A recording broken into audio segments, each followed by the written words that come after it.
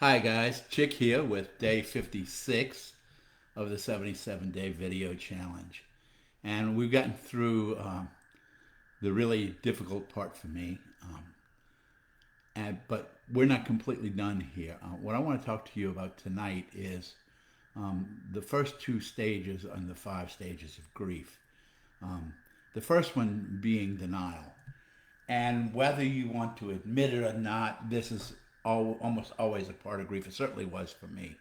Um, it wasn't that I thought that um, somehow Jackie wasn't hadn't passed or that she was going to show up. Logically, I didn't think that. But I can't tell you how many times I would come home from a day out, a day of work, day whatever, and walk in the door and say, "Hey, baby, and catch myself in the middle of it and realize, you know what? She's not here. Or that I would be watching a TV show or listening to some music and go to make a comment to her about it and realize she wasn't in the room. So it wasn't like a logical denial. It was just an in-depth, deep-seated denial that somehow my subconscious mind, I think, just didn't want to accept the fact that um, the love of my life for over 40 years somehow wasn't here, wasn't going to be able to answer me when I spoke to her. But that went on for a little while, but not an extremely long time.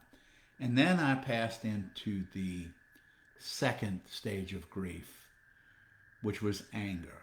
And when you speak to people about this, they will tell you often your anger makes no sense. You get angry at the person who passed, or how could they leave me here, or you get angry at inanimate objects, or angry at people around you who bring something up that reminds you of her or them.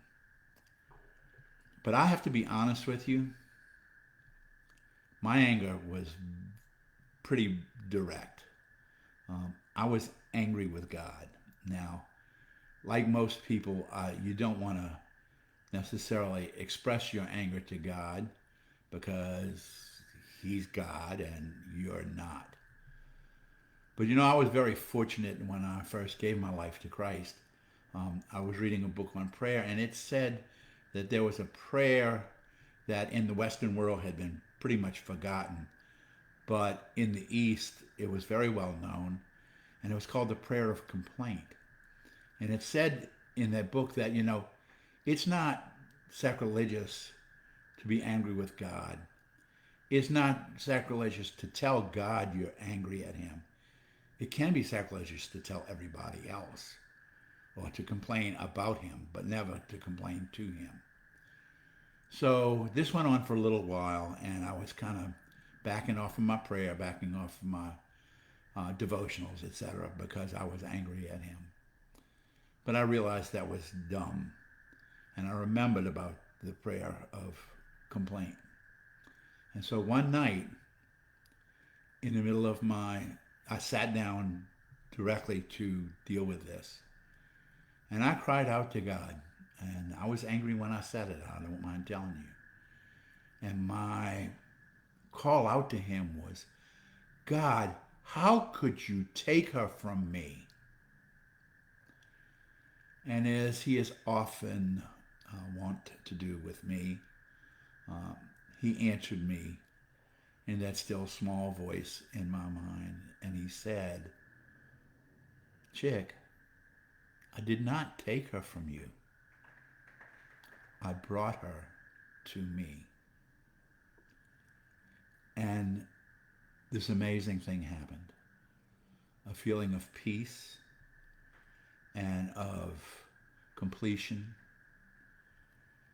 and of serenity just engulfed me.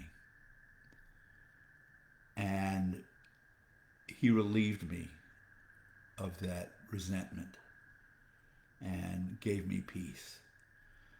I'll continue talking about this a little bit more tomorrow night, the other three stages of grief.